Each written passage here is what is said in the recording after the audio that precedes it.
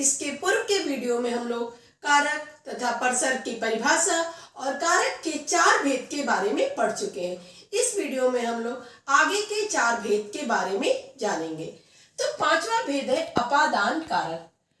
वाक्य में जिस शब्द से एक वस्तु तथा व्यक्ति का दूसरे वस्तु तथा व्यक्ति से अलगाव का बोध होता है उसे अपादान कारक कहते हैं।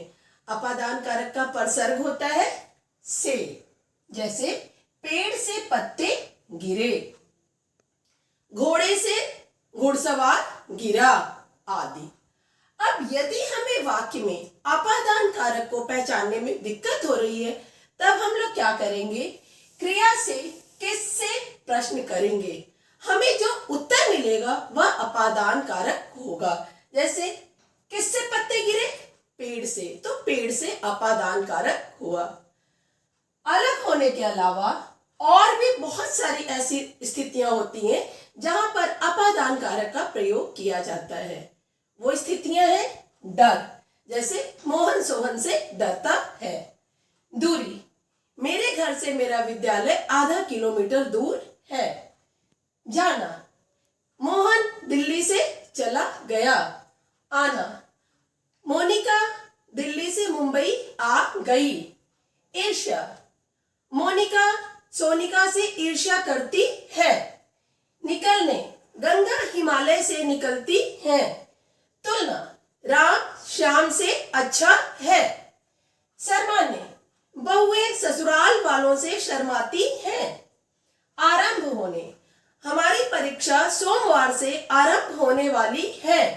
और सीखने, मैं अपने म्यूजिक टीचर से गीत गाना सीख रही हूँ। तो इन सब जगहों पर भी अपादान कारक का प्रयोग होता है।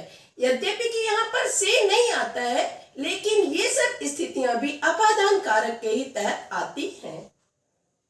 और अब हम लोग जानेंगे करण और अपादान कारक में अंतर। हम लोग करण कारक और अपादान कारक दोनों के बारे में पढ़ चुके हैं। दोनों का परसर्ग से है, किंतु दोनों में कुछ मूलभूत अंतर है जिससे हम यह पहचान पाएंगे कि कहाँ करण कारक है और कहाँ अपादान कारक है। तो करण कारक का से जो होता है वह साधन का बोध कराता है कि क्रिया किस साधन से हो रही है।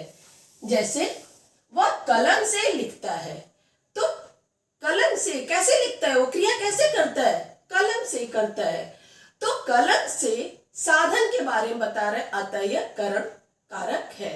और अपादान कारक कहाँ होता है, जहां पर एक वस्तु या व्यक्ति का दूसरे वस्तु या व्यक्ति से अलगाव दिखाया जाता है। जैसे वृक्ष से पत्ते गिरे, तो पत्ते क्या हुए, वृक्ष से अलग हो गए, अतः यहाँ पर अपादान कारक है।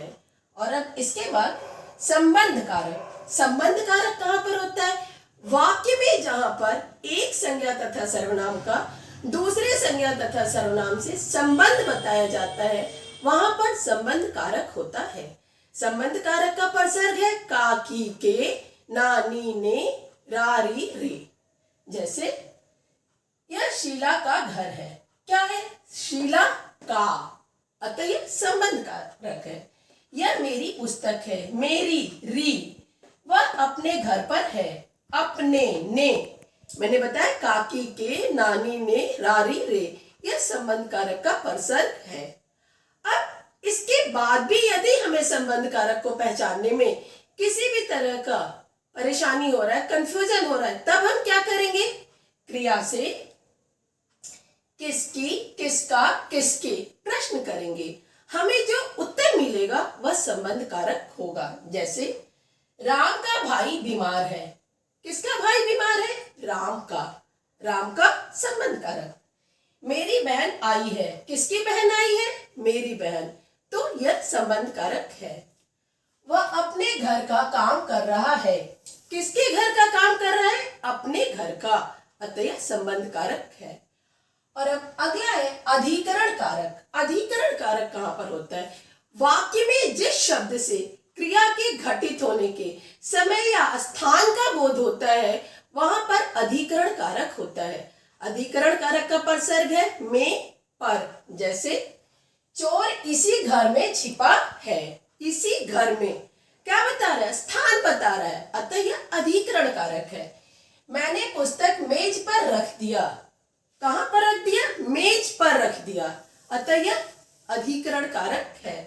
अब यदि हमें अधिकरण कारक को भी पहचानने में दिक्कत हो रही है, तब क्या करेंगे? क्रिया से हम किस में, किस पर, कब जैसे प्रश्न करेंगे।